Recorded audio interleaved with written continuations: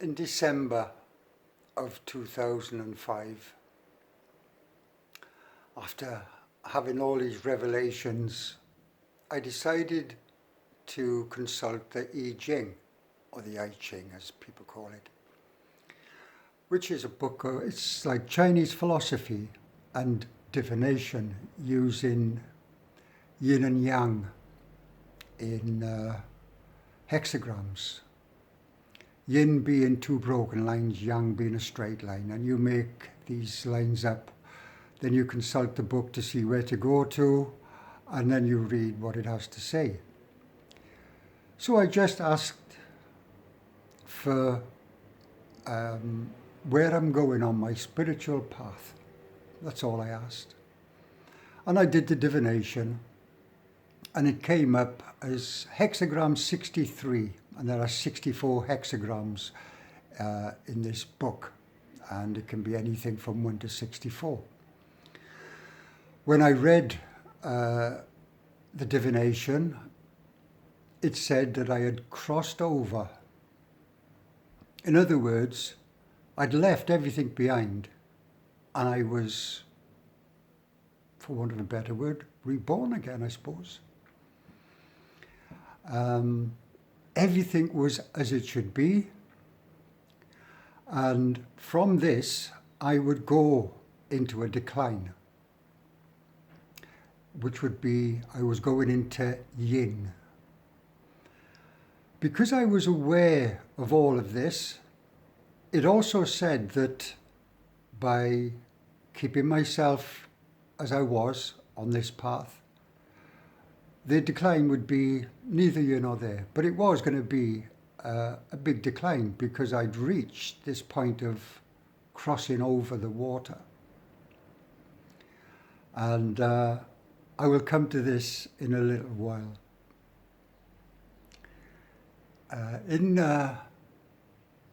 Back in January now, 2006, I'd been working on an instrumental, very simple finger-picking instrumental. I'd never done finger-picking before, but for some reason it came to me, do this. So I spent about 3 weeks trying to put this thing together. And TMB was in my cell this day, and I said, hey man, I've done this, have a listen, see what you think. So I played this, and it's about 4 or 5 minutes, this finger-picking stuff. And I said, I need a title for this instrumental. And he looked at me and he said, it can only be waiting. Just waiting, Steve. So I looked at him and I said, let's call it Stoned and Waiting. I said, because let's be honest, we're waiting for whatever's going to happen, and we get stoned fairly regular. So he said, yeah man, that's a good title. And this is the song that my daughter recorded for me 2 weeks after I'd come out of English jail. And it's on YouTube, just called Stoned and Waiting. And that song I played many, many times in Tihar. And everybody liked it. Everybody liked it. And it was one of those nice things, you know. Also in January, Lando, being the kind of guy he is, he arranged a private advocate, if you like, a proper advocate. And I says, fucking hell, man, I have no money to pay this guy. He said, don't worry about it. He said, we'll cross that bridge when we come to it. So at last, I had a proper advocate. It didn't come to anything, but there you go. I'll probably speak about this at some point. But the gesture was there, and I very much appreciated this for sure.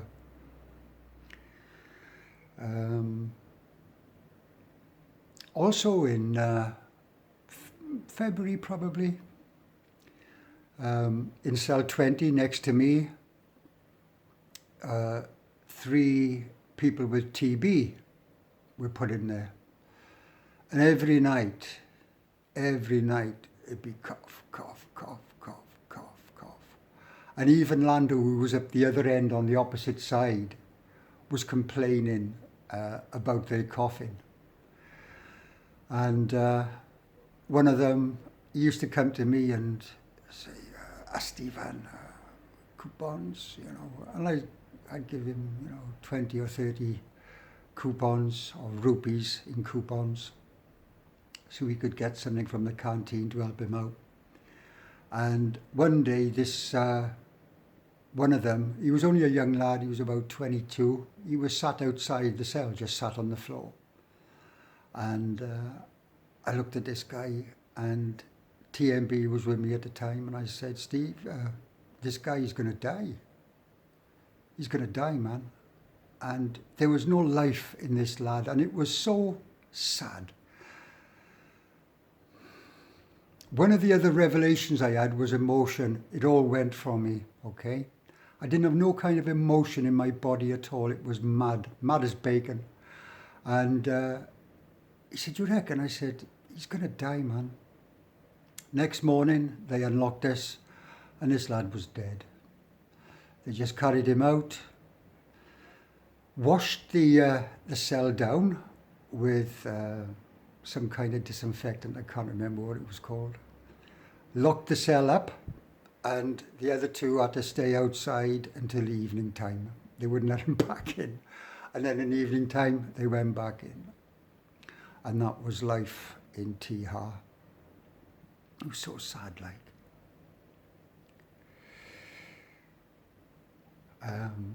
This night, I just sat in my cell after lockup, and I heard, "Oi, Welshman!" So I goes to the front of the outer cell, and Lando was there with this plate wrapped up in newspaper. He said, "Have this," and he quickly flicked it on his side, shoved it through the bars, and I grabbed it and turned it back up. He said, "Enjoy." So I goes into me cell, takes his paper off, and it was fresh fruit salad with cream. Oh man, I thought I died and gone to heaven. Honestly, I spent so long eating this, just enjoying every morsel of this fresh fruit salad and cream. That's the kind of guy he was. Probably still is, you know, that was his nature. And yes, I really, really liked that. Also, during that time, every night, not every night, once a week, the TSP, that's the Tamil Special Police, who were the security forces in TR, they would come to the medical ward and do a talashi, which is a search. Guaranteed, every week there would be a search. And they'd come into my cell at night, and I'd probably be sitting on the back of the wall, having a plonk on the guitar, and I'd come and I'd stop, and they'd go, no, carry on. And they would have a look round, open up my bag and check, and then they would leave. And this was again in the February. There was a talashi this night, and it was different. It was just 3 TSP and a guy dressed in civilian clothes. I didn't know who this guy was. And he come in, went through my bag, took out the Nike trainers, took out the jeans and some other clothes, and just went. And there was nothing I could do about it. He fucking stole my stuff. That's how it was. Bastard. A Japanese lad, young, in his early 20s. I suppose I can give you his name, Shintaro. Lovely guy. I mean, his manners were like impeccable. And he was really interested in the guitar. So every day he would come over and he'd pick the guitar up, and I would show him simple things. Bearing in mind this guitar was left-handed. So there wasn't much he could do, but I could show him simple stuff on strings and whatever, and he would persevere and persevere and persevere. And I had a lot of, I can't explain it. There was a connection between me and this lad. And he said that when he got out of Tihar, he was going to form a rock band, and he was going to become famous and all this. And I said, well, when you do, I says, and you come to London, I said, you let me know, send me the tickets, and we'll come and see you. And we had a good laugh about this, and that's how it was. I liked this lad. Oh man, he was just something different. Anyway, come March, there was an announcement that the letters R, S and T, that would be the initials of your first name, was going to be moved. So obviously that would be me and TNB. And I thought, this is the decline. This is what the I Ching was telling me about. I mean, my life in CJ4 in a medical ward was unbelievably perfect. That's all I can say. It was perfect. And I'll be honest, I wasn't looking forward to it, because I thought, you know, where are we going to go? It's either going to be CJ3 or CJ1, which is where I first went into jail, and I hated that jail with a passion. I didn't like it at all. Anyway, the first to go was Steve. Not Steve. Who was it? Oh, I can't remember his name. He was a foreigner. And I was waiting. TNB was waiting. And this day, TNB came up and he says, I'm going. I said, fucking hell, you off? He says, yeah. I said, where are you going? He said, CJ3. I said, oh, okay. I checked the list and I wasn't on the list. So I thought, oh, happy days, you know. I'll be staying here, even though one of my best mates had gone. That was okay. It was how it was. Anyway, about 4 or 5 days later, I get a call, pack your stuff, you go in. I said, okay. So I packed my stuff. Oh yeah, by this time, Mick, the one that was sent from CJ3 to CJ4 back in the beginning of 2004, he got into trouble, complaining again, so they sent him back to CJ3 as well. So this day, gets me stuff, moves back, goes to the chaka, and I was the only one there. You know, I was expecting hordes of people, but there was just me. And the head Saab was there, and I knew this head Saab from a couple of years ago, and he remembered my name. He went, Stefan, Tihar, which is like, you know, you okay? And I, yeah, I'm okay. Like, he says, tonight, Malaysia ward, which is like the induction ward, and it's a shit, horrible ward. And I looked at him and I said, no, head Saab, no. I don't go to Malaysia. I said, just put me straight into the ward that I have to go, please. And he looked at me and he went, Tihar. So off we walked and we went to Ward 5. Now I'm sure I've mentioned in previous videos that Ward 5 was huge. In 2003, there was about 1,500 people in this ward. It was massive and it was packed. And I thought, oh, Christ, it's the worst ward to get into. Anyway, we walks into Ward 5 and it's empty. I think there was about 200 people in the whole of the ward. And we walked up and I said, you know, where am I going? And he went, and TNB was in, I think he was in the 3rd cell. Now there was loads of cells, loads of barracks, and he was in this first block of cells and he was in the 3rd cell. And he said, you know, take a pick, just like CJ4. So I picked cell 2 next to TNB, and that's where I was. And I sat in his cell. It was rotten, of course, and the obligatory reed brush was in a corner.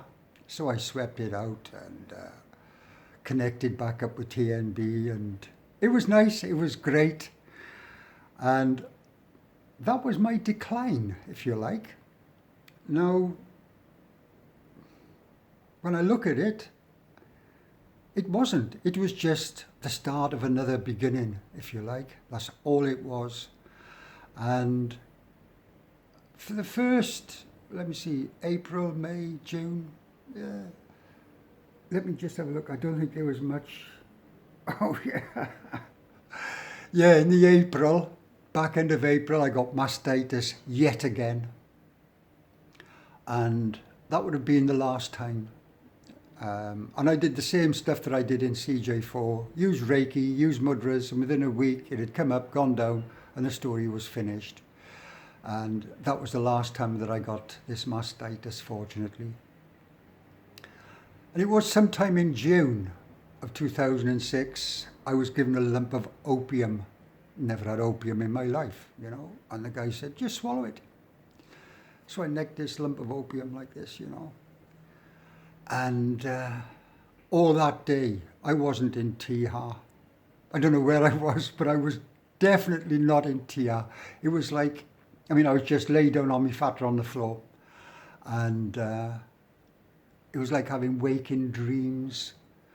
And all I can say is I wasn't in jail. It was unbelievable. It was, God, it was so nice. And the next day I went back to this guy. I said, hey, man, you got any more of this? He says, no, man. And I did find out that with opium, with that kind of opium that I had, it is highly addictive. And I can understand why, because the trip, for want of a better word, beyond words, it was beyond words. Anyway, we were coming up to July, and I was thinking about this Dilius Aura Foundation, and I couldn't get my head around it. I said that I had these 10 topics. These topics was just 10 individual words that I was going to write about, and I couldn't get into it. And I thought, oh, Christ, what am I going to do, you know? Chris come over from CJ4. I think he'd made an appointment to go to the dentist or something, just on the excuse of seeing us, like. And I was talking to him, and he said, Baba, no worries. He said, everything will come. He said, don't worry about this. And I said, look, Chris, you know, I want to try and get this foundation going, like. And I said, I just can't seem to start. And he said, let it be. Let it be. And he said, it will come. I'll talk about this in the next video, because it came. Please, don't forget, thumbs up, give me a like. God, I keep forgetting all these things. And share and subscribe. Leave comments. Whatever. If anybody wants to email me, anjanora@gmail.com. That's it, very simple. Next time.